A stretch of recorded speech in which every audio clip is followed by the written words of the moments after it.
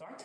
Welcome to, I think, the very last of our analysis and math physics seminar for this academic year.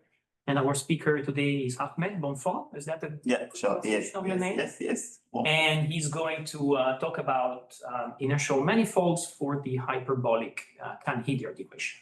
Okay. Please. Thank you very much. So first, I'd like to thank you for the opportunity given to me to present my seminar here. So I have been working recently on the attractors. So mostly these are objects that are used to describe the lifetime behavior of nonlinear dynamical systems. Okay, so let's say consider a nonlinear equation. So the initial condition. Okay, so we incorporate boundary condition, the operator A. Okay, so this is the nonlinear term. Okay, so this is the form generally. Okay, so now here, when we have such a system, so we assume that for every U0, okay, let's say E is the phase of the solution. So for any, there exists a unique solution.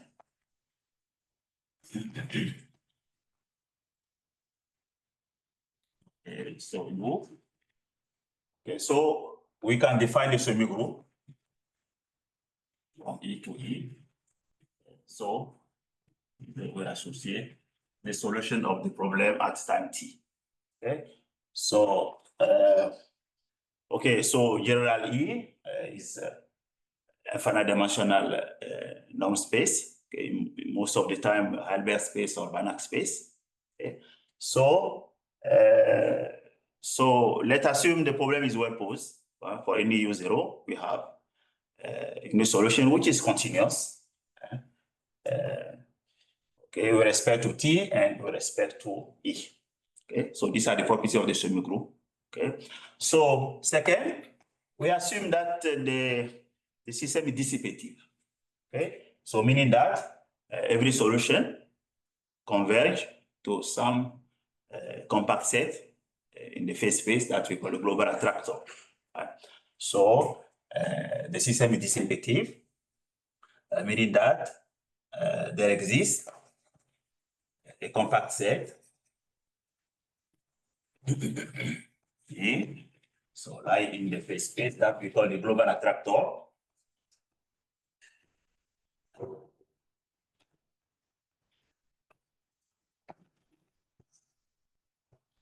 Okay, so and is invariant, is the property for every T, and it attracts every solution or any bounded set is attracted from time goes to infinity to the global attractor. Okay, so meaning that this is the phase space. So the attractor is a compact set in E, can be fractal, can have very complicated structure. And whenever you start in the phase space, so the solutions end up, okay, in the global attractor after some time. Okay, so thus this object becomes very important object to be understood as the system is dissipative. So the lifetime behavior of the system are in A. Okay, so whatever the initial condition, every solution end up in A. So to understand the lifetime behavior of your system for prediction, control, okay, so it now is very crucial to be able to describe solutions on the attractor. Okay, so the attractor. Okay, so maybe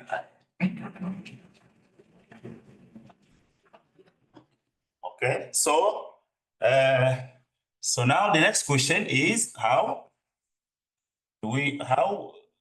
describe solutions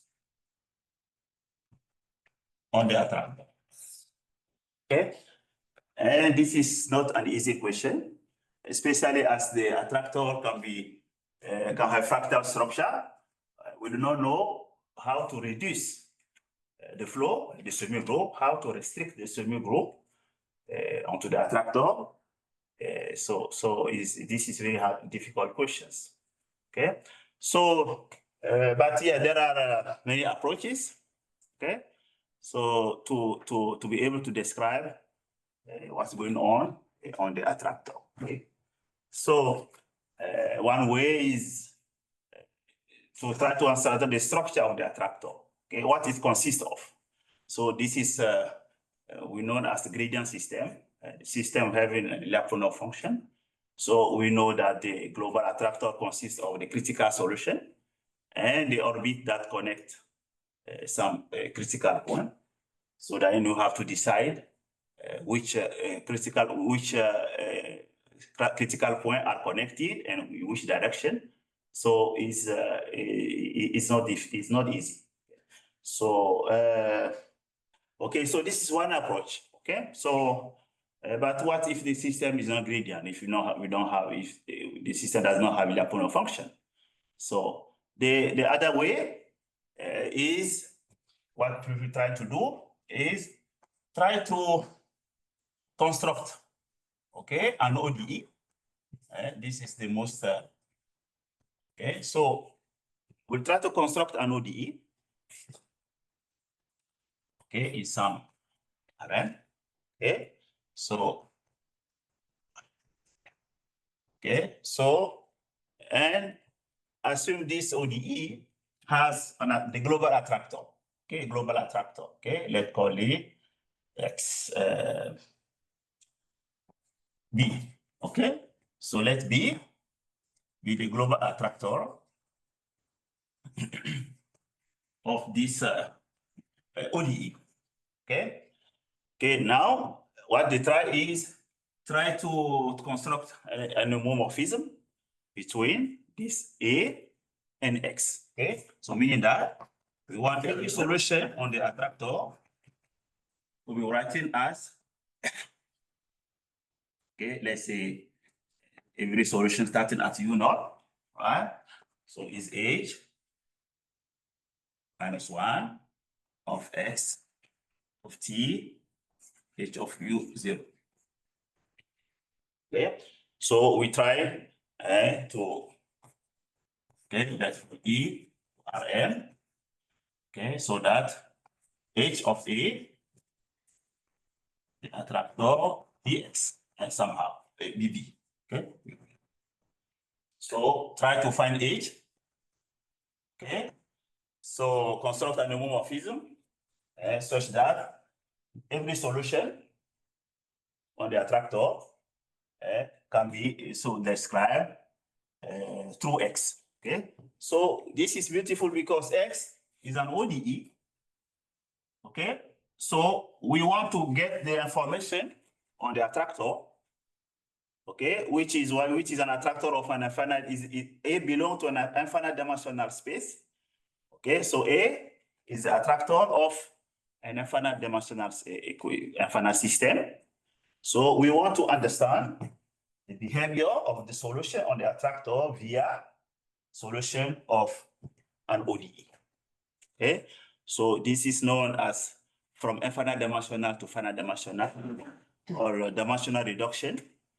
Okay, so but of course it's not easy to get this homomorphism. It's not easy. So we know there are when the global attractor, so there are many ways to construct such a homomorphism. So when the global attractor has finite fractal dimension, there are techniques to construct an ODE, okay, such that we have, but the problem is the ODE we are able to construct, the solution is not unique. Okay? So we don't know So the solution exists globally, but not unique. So this is not that satisfactory. Okay. Okay, and most of the known result works in one dimension, one equation of one dimension. In general, the technique do not work for higher dimensions. Okay, so and of course there are many other approaches. So the main idea is if we can get all the information on the attractor via an ODE. Okay, because we know it's much more easier. We have a theory, many tools to study ODE.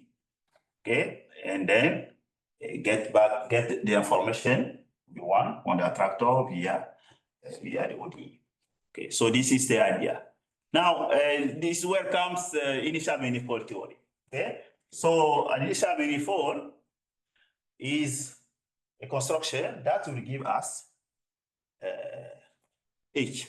Okay, that will give us, so we have, okay, so let's call M, I'll be called by M is an initial manifold for the question. Okay, so what we'll see that every solution in the initial manifold, I'll write it like this: P plus phi of PT. Okay, and this is exactly what we, so solutions on initial manifold are described via P. PT is what? Is a solution of an ODE. Okay, so P is just the projection. So we'll need to find an orthogonal projection. Okay, and PT is solution. So is the projection of the equation. Okay, so we need to find, we'll find P. So as you could have a finite rank orthogonal projection. Okay, so P 0 will be the projection, and for you initial data. So this is an ODE, and the solution. So exactly it answers this question, this formal question, okay, of trying to describe solution on the attractor via an ODE. So here, by construction, the initial manifold will contain the attractor. Okay, so the global attractor is there. Okay, is embedded. Okay, so that restricted on the attractor. So also we have, every solution on the attractor also can be described by through this relation. Okay, now the problem is how to construct that up. Okay, so how do I do?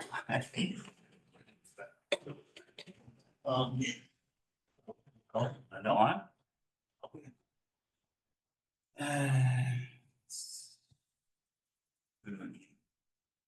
Okay, so how to construct phi? Okay, so now how I can write it, right? Yes. Okay.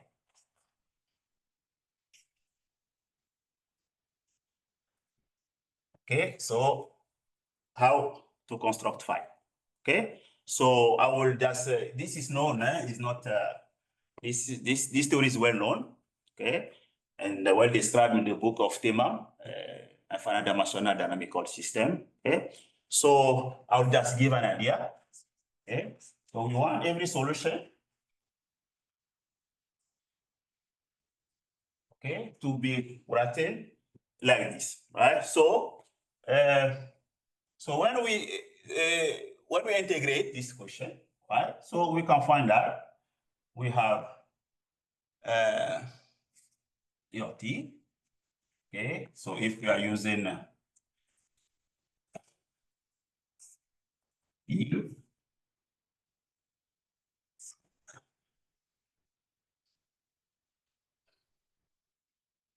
okay, so we have projection F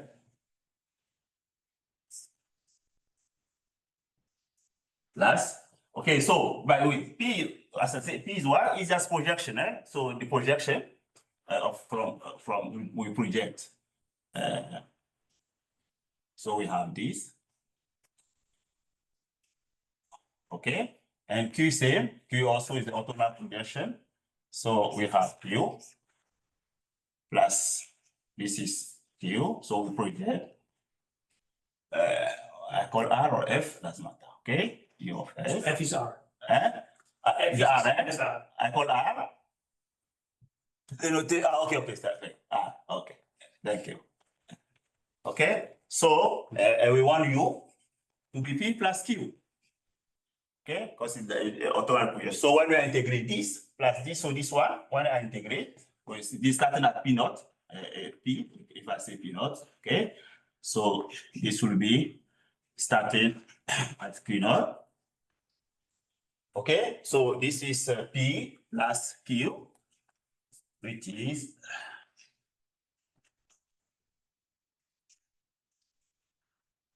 P minus S Q R of U ds. Okay, so this is P, in fact. So this is Q.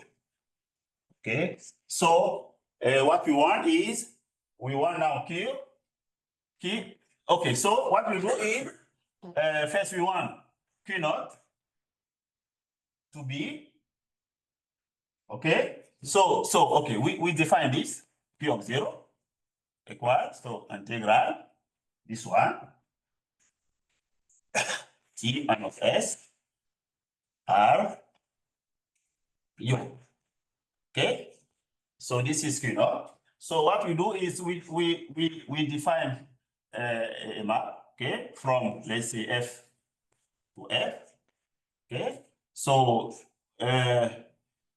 T we write T of phi of P naught equal this. Okay, so U, and we want U to be P plus Q plus phi of P. Okay, so we define this map and F.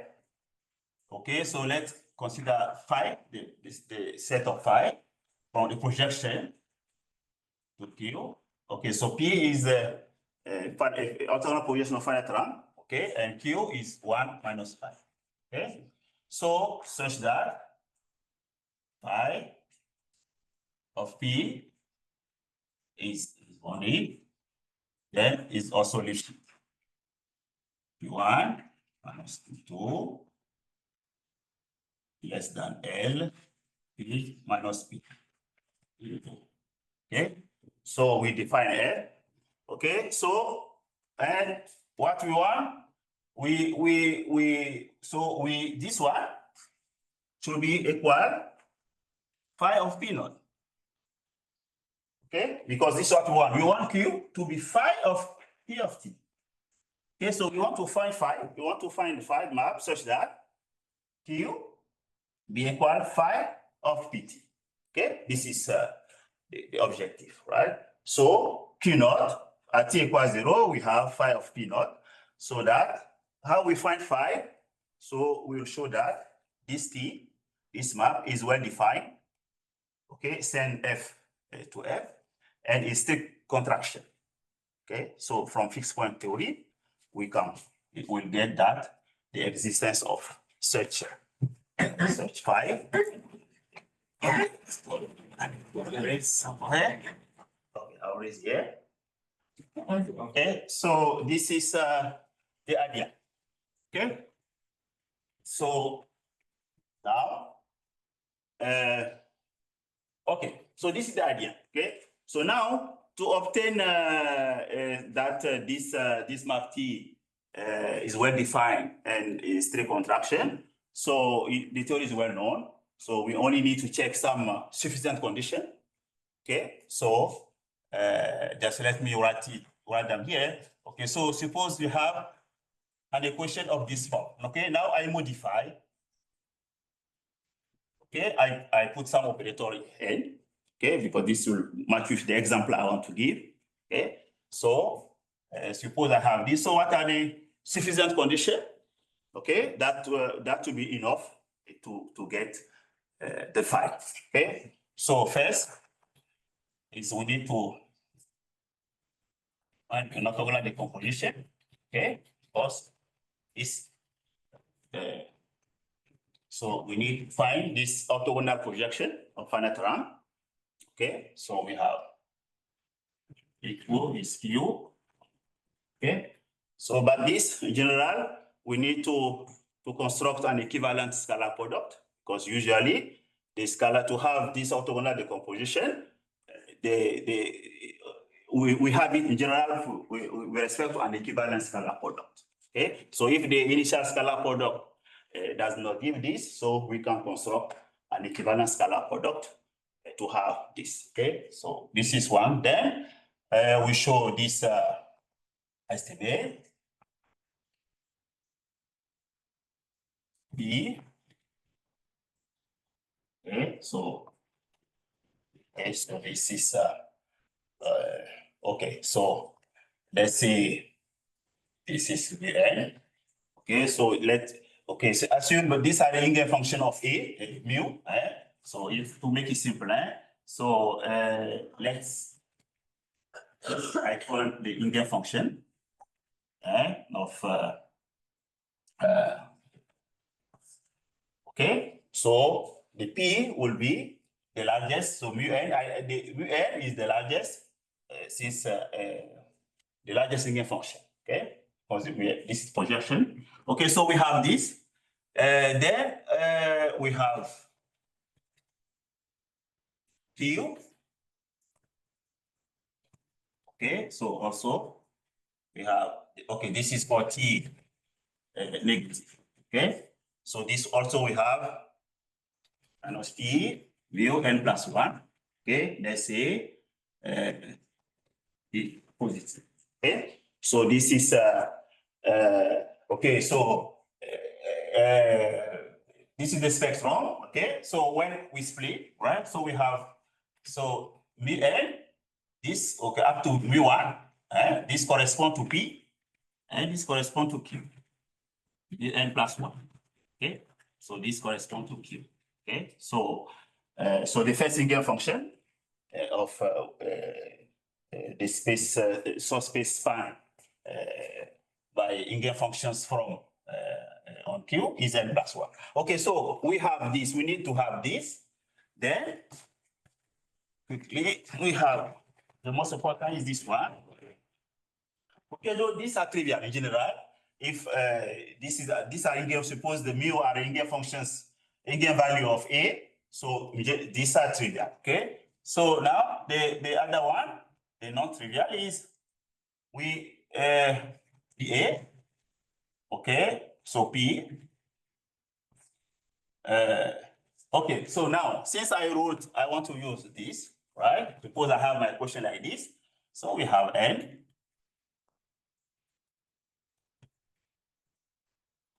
Okay, so suppose this bonding. Okay.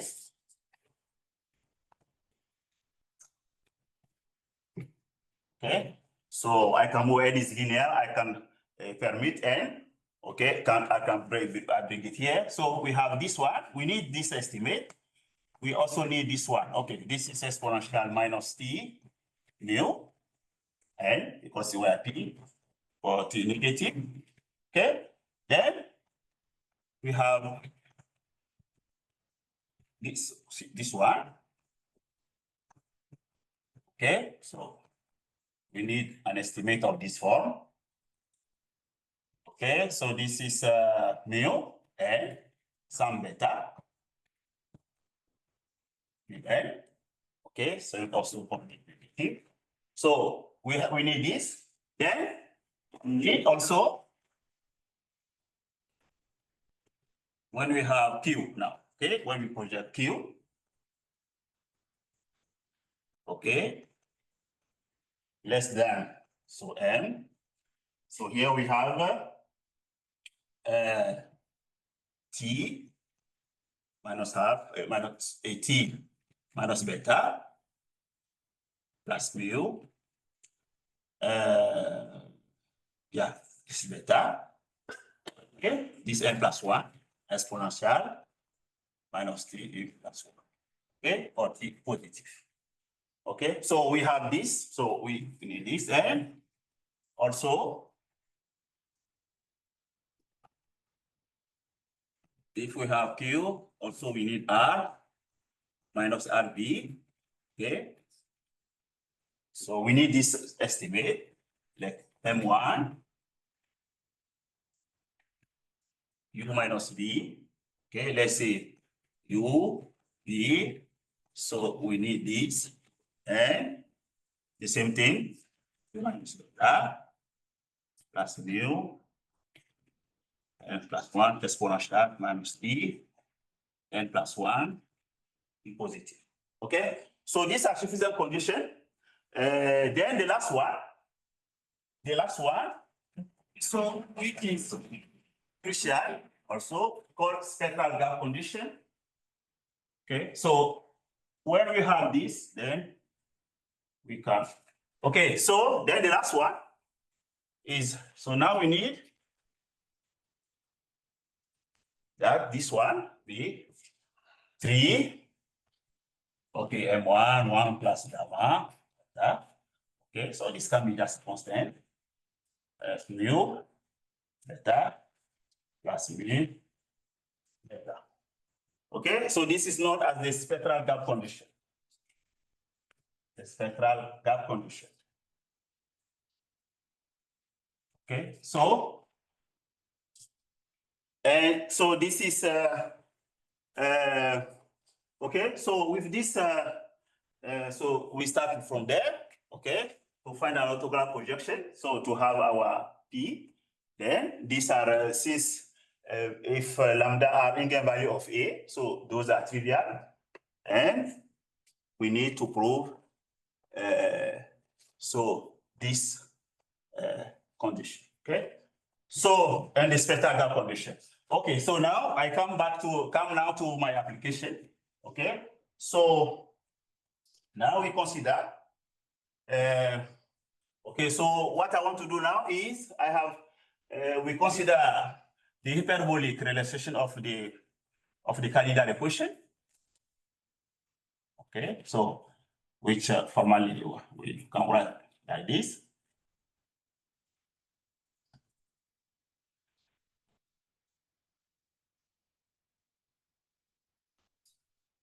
Okay, so this is IT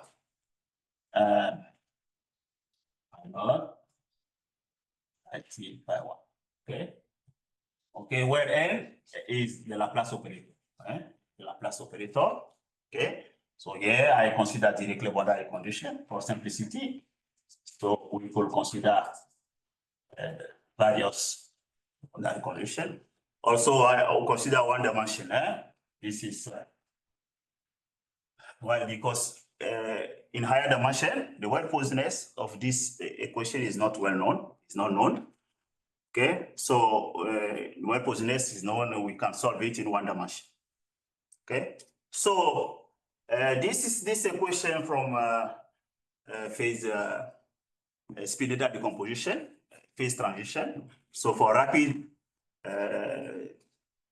spinetta decomposition in material, it has been suggested this model. So this one is known as the Cahn-Hilliard equation. Cahn-Hilliard equation is phase change in material. Okay, so this is the Cahn-Hilliard equation used in material science. Okay, so for phase of separation. Okay, and so what my interest is, so we to construct initial manifold for this equation first, then compare it. This one we know it has initial manifold. This is all result. So we want to compare trajectory lying on the initial manifold of this problem with the two problem. Okay, so these are seen as the limit dynamic when epsilon goes to 0 here. So we have this this equation, and this has been it's an interesting open problem as posing some I remember the paper of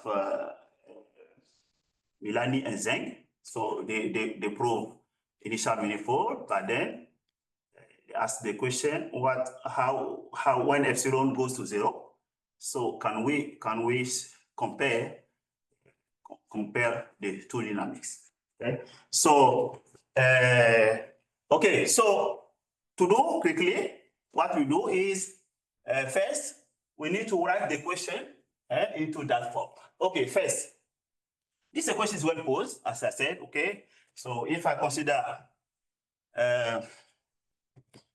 okay, can write it there. Okay, so if we consider E, okay, so now I'll consider this is H2 intersection H1 cross L2. Okay, I want to work here. Then the scalar product we can consider V. Okay, so if U is Xy, V is Y Z, so we can consider this X Y plus 2 epsilon mu n X and Y plus epsilon X Z. Okay, so we can consider conjugate. Okay, plus epsilon Y V plus epsilon square. So V Z. Okay, so we can consider since we can have complex eigenvalues. Okay, so considering this. Okay, so this equation is well posed. We have for any U0, phi 0, we have unique solution which is continuous with defined semi-group. Then this equation has the global attractor. Okay, and we know the global attractor is uniformly bounded. Okay, so the global attractor. Okay, so in the metric, okay, let's say, okay, so for every epsilon, we have the global attractor. Then we have psi on the attractor. So we have phi 2 psi 1 is uniformly bounded. Okay, C independent of omega, epsilon. Okay, so what we do is we can truncate, because to apply this theory we need G, the non-linearity, to be globally Lipschitz. Okay, so we can modify G. Okay, since our interest will be on the attractor. Okay, so on the attractor, since we have this is uniformly bounded, we can modify G such to make it globally Lipschitz. Okay, so we know how to do it. So now we assume, from now we can assume that, let me erase, yeah. So now we can assume that G, okay, N, okay, is bounded. Okay, then N, phi 2 is also N, phi 1, phi 2. Okay, then we have G in F2. Okay, is phi 1 minus phi 2. Okay, so we can assume that G satisfy. Okay, this globally Lipschitz. Okay, this is for phi cosine H2 plus H1. This is in F2. Okay, then next we write the equation into parabolic form. Okay, so we have 0 equals 0. Okay, so then where A, okay, so U is the variable, right? So we will have 550. Okay, we just this equation, we write it in the form of vector 550. So this, the matrix 0 plus identity n square identity.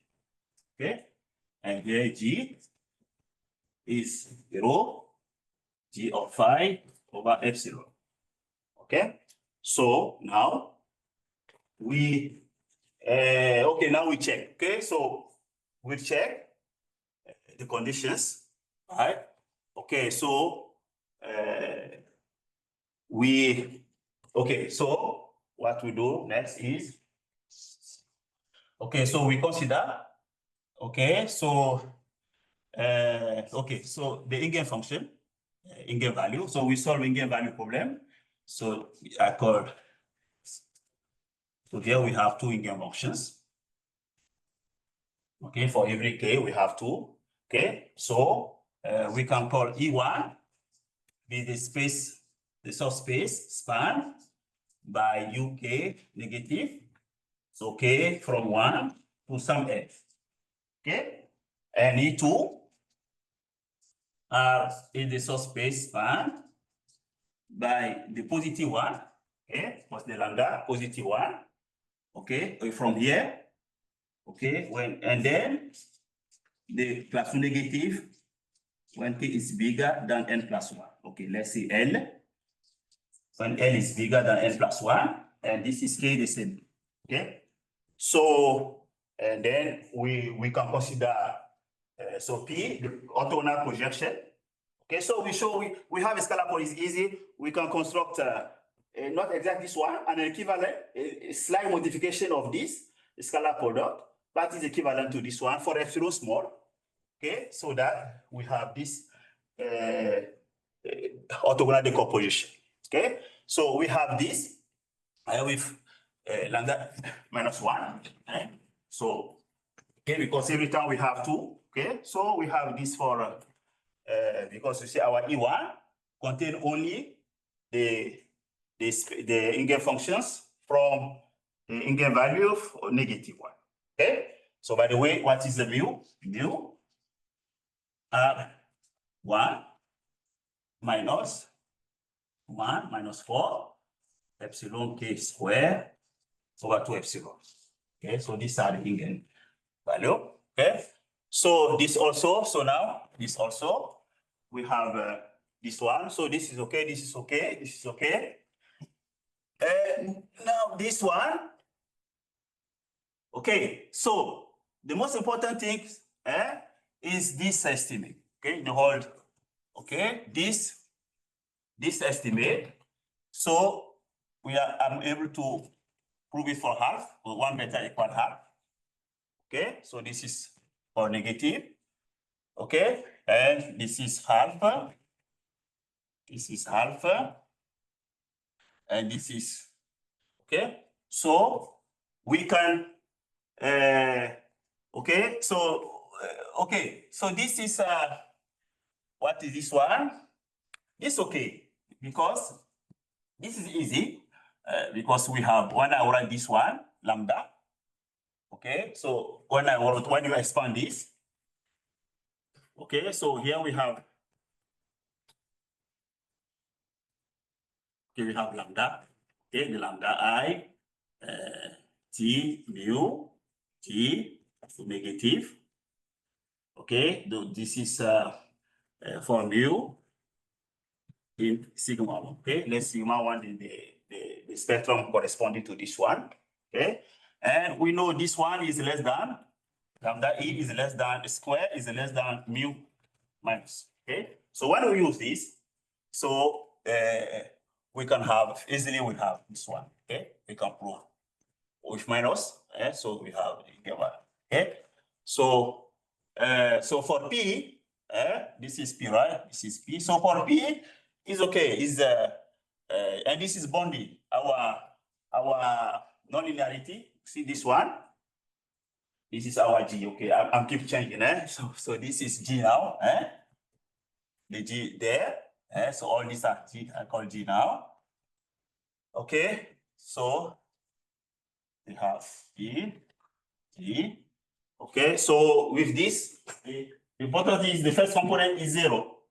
Okay, so the second, when we just use it, so okay, so we have this, we have this. Okay, this is now the what was not usually what people did before, what people were doing before was to this n to leave it with G. They treat n with G. Okay, so this n they put it inside here so that the nonlinearity they were using it with n here. So by doing this, we could not prove this estimate. Okay, they could reach here, but here will depend on epsilon. But we don't want this all this constant. We don't want them to depend on epsilon.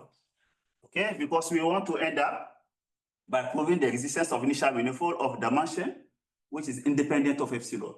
Otherwise, we cannot move epsilon. Okay, so and this is a so when we compute very simply with this one. Okay, so an equivalent will be the norm is this one and u square v square.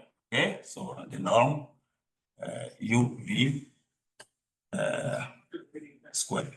Okay, so with this one, so it's easy to have this one, and now from here we can okay, so all these constant all these coefficients are independent of epsilon, and last, what is the spectral gap condition? Yes, also we can prove this one. Okay, because my beta, I choose half as beta, so this is gamma function is root of pi. Okay. And this m1 is the constant coming from here. Okay, this constant. Okay, and also, okay, here is minus minus. Okay, so okay, we this is the negative. Okay, so and this also is easy. We can prove it. Okay, it's not that difficult. Okay, to prove this one. Okay, so also here we can observe to prove this. We observe that. So we just need to prove this one.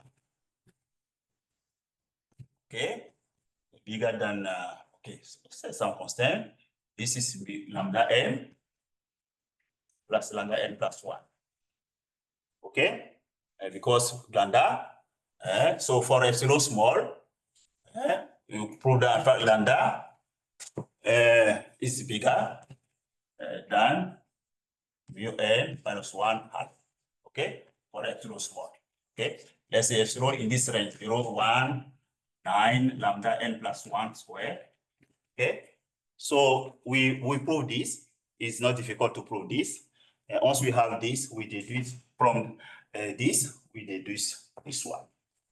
Okay, so now we prove, so let's say we can say that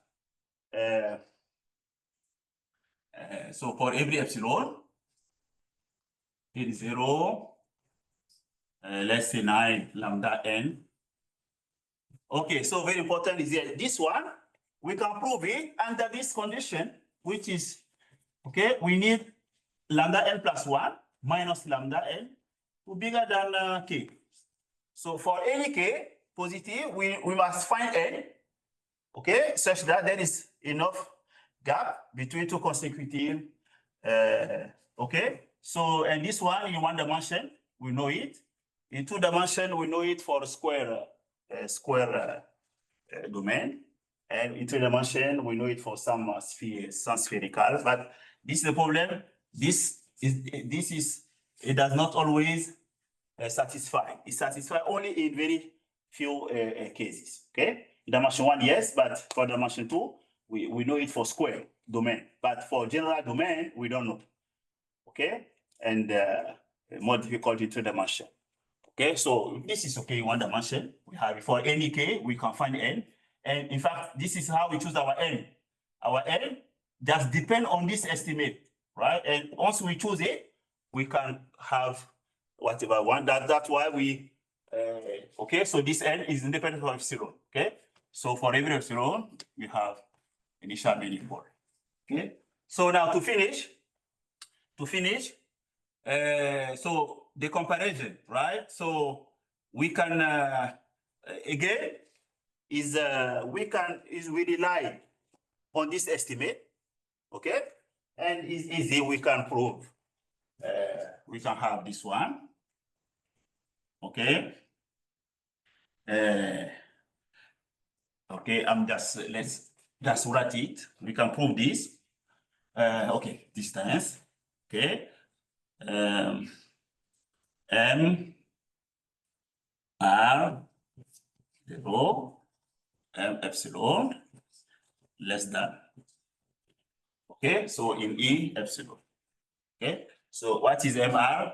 So MR is the initial manifold. So the aperture problem has initial manifold. The aperture, the Cahn-Hilliard equation. Okay, so we know it. The Cahn-Hilliard equation has initial manifold, right?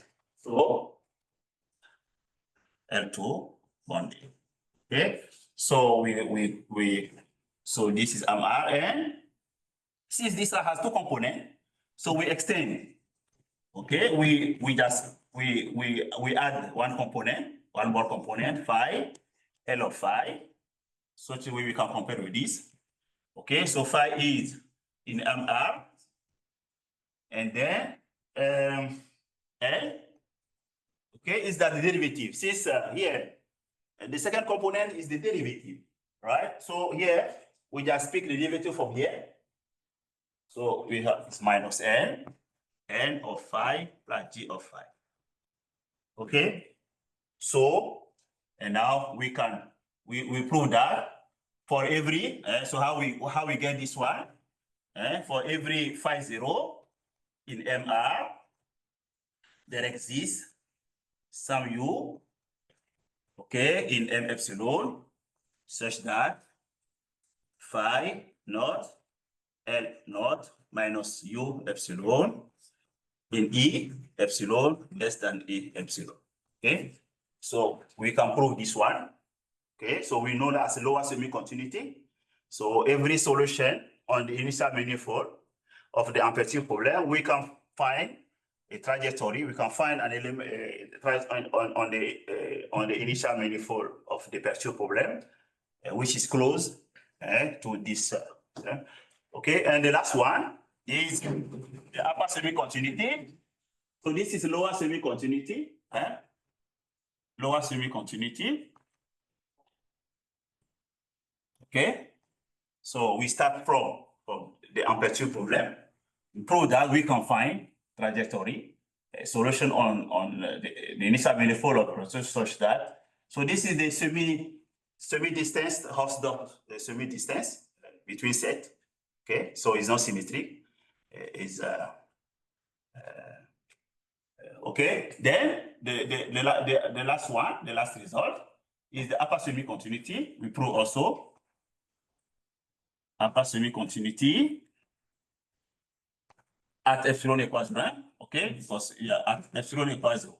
At epsilon equals 0. Okay, so same also here.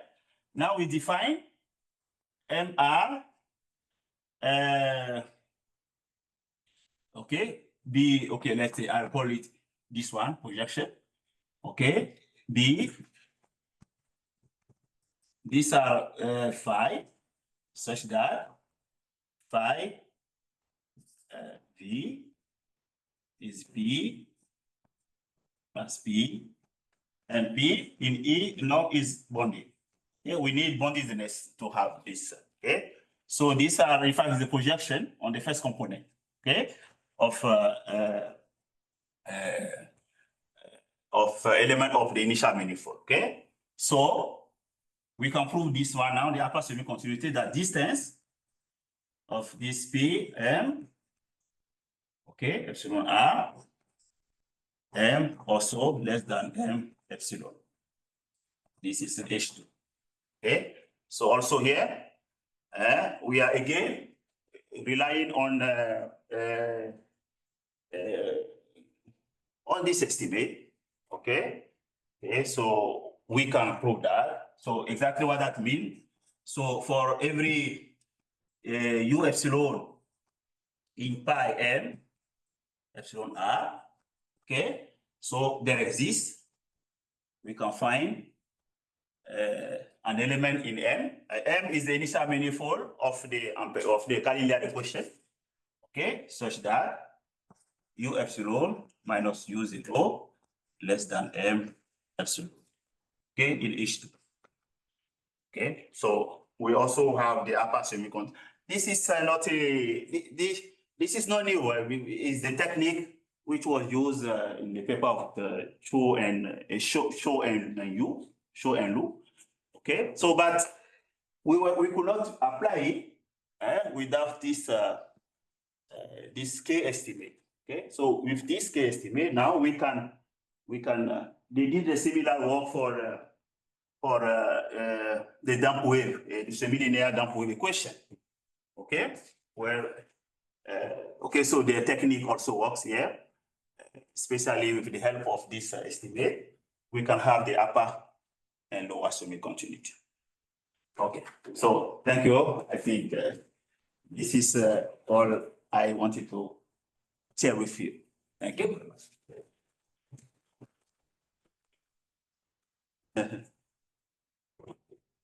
Questions? So in the Cahn-Hilliard model, G is a specific function, right? It's something like yes, minus phi squared. Yes. In the application, yeah, for most we use this one, cubic nonlinearity. Right. Okay, but also they can extend for polynomial of in the or logarithmic. Okay, now the more difficult, more physical relevant nonlinearity and logarithmic type. But when we bring logarithmic here, all these estimates will fail. So we don't know how to do it. Yeah, we do it for polynomial type. It's easier. But so in the like for instance in the cubic case, can you do you have an effective estimate for how big is the dimension of the space that you're using? Can you kind of? Yeah, the dimension. This is the problem. Yeah, the problem is yeah. So the dimension is coming from K, the value of K. Okay, and the value of K is related to this one. Okay, so this is the problem. Yeah, because most of the time this can be big, and the only way we get the dimension is from this estimate. Okay, and the scale, of course, is depending on M. And if M is small, if M1 is small, of course, we will have small dimension. But when M is huge, then we have a huge dimension. But so, for instance, in the cubic case, in like yes. the d to the 3 to the d to the 3 minus d, can you compute something good for M1 or? Yes, but anyway, it will come from Sobolev's embedding constant and all these things. Okay, because okay, what we do, they can modify. They modify, as I say, we can modify the nonlinearity, but then we need to use Sobolev embedding, etc. So this constant, we don't have the control of it. Even if this is cubic, we will have to use Sobolev embedding to reach this one. There are many constants that we are not in control of. Yeah, and this is one of the questions is how to construct initial manifold of lower dimensions. Also, another question is there are to find alternative construction of initial manifold that do not use the spectral gap condition, that do not use that are not obtained from the fixed point theory. And yeah, there are still very, very challenging questions. Yeah. not easier. Still many open, interesting work, especially like the 2D Navier-Stokes equation. We still don't know if it has initial manifold or not. Okay, because we cannot have such estimate. We cannot have, okay, because it has to be from E to E. So when we do it, because of the nonlinearity, so we have from E to, so we cannot apply the fixed point theory. We for the map, we cannot send T to T. So it's an open problem. So because we want to know if the dynamics of the two-dimensional Navier-Stokes, if the dynamics is finite dimensional on the attractor. So an answer will be yes. If you can prove the existence of initial manifold, it will be yes. But still is open problem. We don't know how to use this theory. It doesn't work.